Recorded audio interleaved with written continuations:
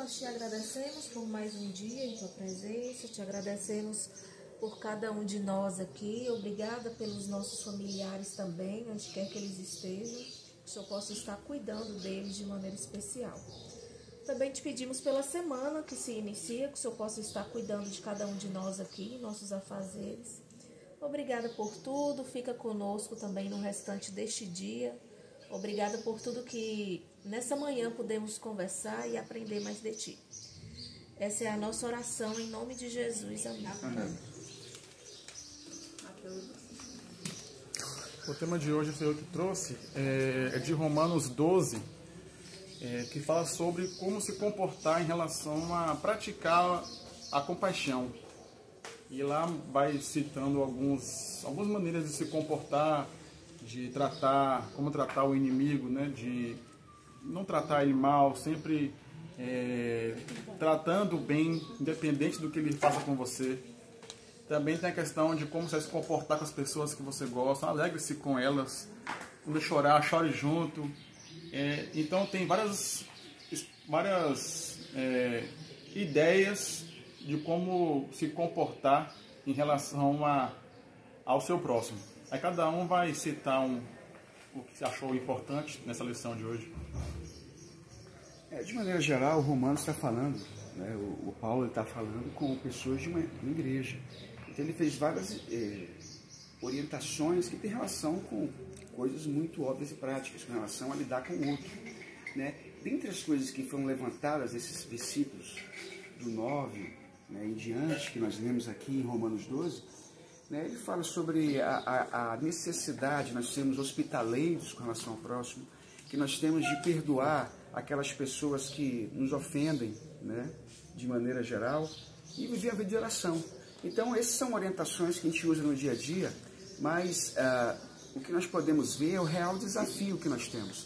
A gente vive hoje num contexto em que as pessoas, né, elas querem viver mais enclausuladas, mais separadas nas suas realidades, e óbvio que ser hospedeiro hoje em dia, né, é muito mais difícil, ainda mais no período em que Jesus viveu e antes, em que você tratava até melhor quem estava visitando sua casa do que a sua própria família que estava ali, né? É uma questão cultural. Então, óbvio, né, são recomendações que nós temos que estar andando, estamos alinhados, e claro que isso não deve ser tão difícil para aqueles que têm um real Espírito Santo, né, porque isso já facilita essa caminhada. Então, essa é a minha contribuição. Sobre os pontos levantados, eu só queria pontuar a parte que foi colocada para ler, que é sobre não ser preguiçosos perante o reino, né? Sobre o Senhor. E como acreditamos que a preguiça está inerente a cada um de nós, todos nós queremos estar em um lugar acomodado para poder, seja para descanso, para algo do tipo. E no texto trazido, ele coloca como um ato ruim, a ideia de tipo, não sejais preguiçosos, traz uma ideia de que você tem que estar sempre ativo não pode dizer ajudar o reino, porque quem faz o reino acontecer sempre é Deus, mas eu acho que está a dispor de Deus. Acho que essa é a palavra certa, porque a ideia de você estar no reino automaticamente quer dizer que você é uma ferramenta que Deus quer utilizar e pode utilizar para enriquecer mais o reino na terra. É isso. Bom dia. Mateus usou hoje um texto de Romanos, capítulo 12, a partir do verso 9, lá diante do verso 9, e aí falando sobre a importância do serviço nosso com relação ao amor a Deus, com relação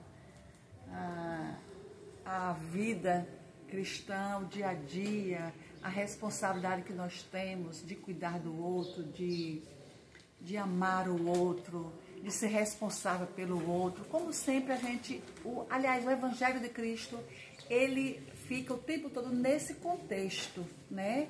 Amar a Ele sobre todas as coisas e ao próximo como se fosse a nós mesmos. Então, é importante a gente nunca perder isso de vista, e nós ficamos aqui conversando sobre essa abordagem sobre esse cuidado, o não fingimento, né? O cuidado de cada um com seriedade, mesmo que aquilo venha, às vezes, ser custoso a você, mas que a gente possa estar fazendo isso de uma maneira muito séria, muito comprometida com Jesus Cristo, tá bom? Essa é a vantagem. É meu.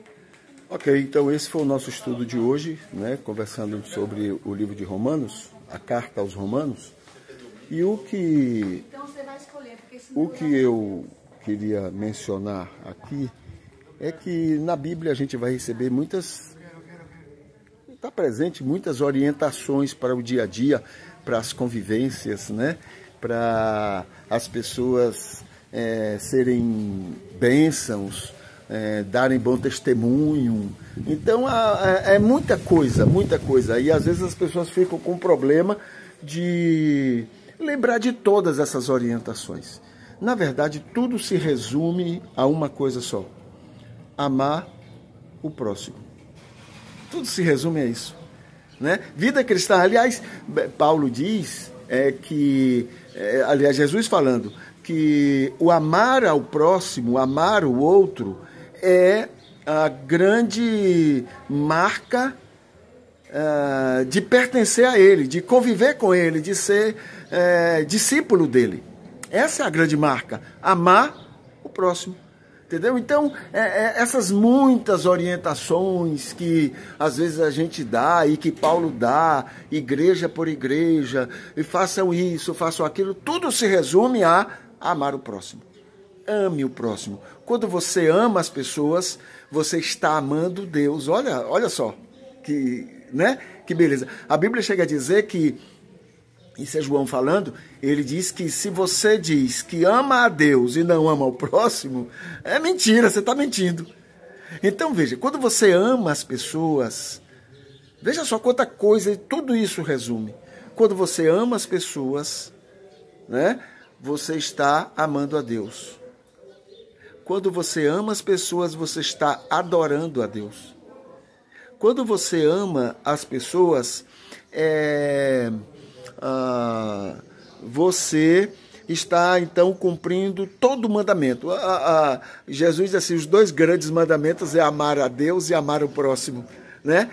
Eu vou dizer para você, aliás, depois Jesus vai dizer, e eu vou dar um mandamento para vocês, que é o de amar o próximo. Porque amando o próximo, você vai estar amando Deus, você vai estar obedecendo Deus, e não precisa se preocupar com os detalhes. Ame e as coisas naturalmente vão acontecer, né? Aí eu gosto, para mim, o momento prático disso, não é quando Jesus diz dar a outra face quando alguém lhe bater na primeira. Só com amor você faz isso. Amar é dar a outra face. Entendeu? Então é a maneira prática de resumir tudo. A outra coisa é querer aos outros o que você deseja para si. Você deseja para si, então queira para os outros. Pronto, essa é a demonstração, essa é a marca do amor que a gente pode ter para as pessoas. Quando eu desejo alguma coisa para alguém, eu desejaria aquilo para mim? Né? Agora, é claro, se a pessoa, né, tudo que a pessoa planta, ela colhe. Não é? Eu não tenho que falar isso em relação ao que as pessoas colhem, porque elas plantaram. Tá bom? Se eu plantar a mesma coisa, eu devo querer para mim as consequências que ela vai ter. Certo? Agora, há alguma confusão sobre o que é amar.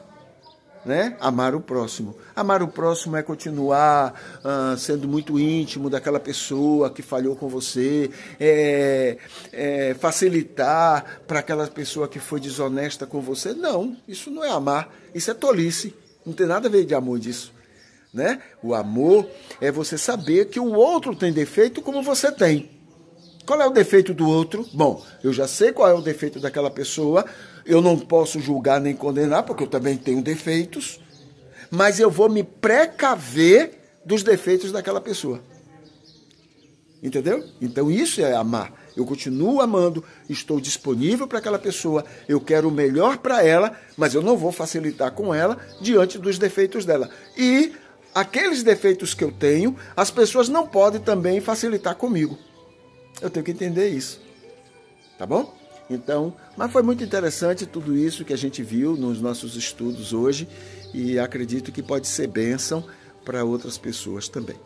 Tá bom? Então, olhe, que Deus abençoe, um ótimo dia e uma ótima semana para você e para todas as pessoas que assistirem a esses momentos de reflexão nosso. Tá? Então, Deus abençoe e até uma próxima oportunidade.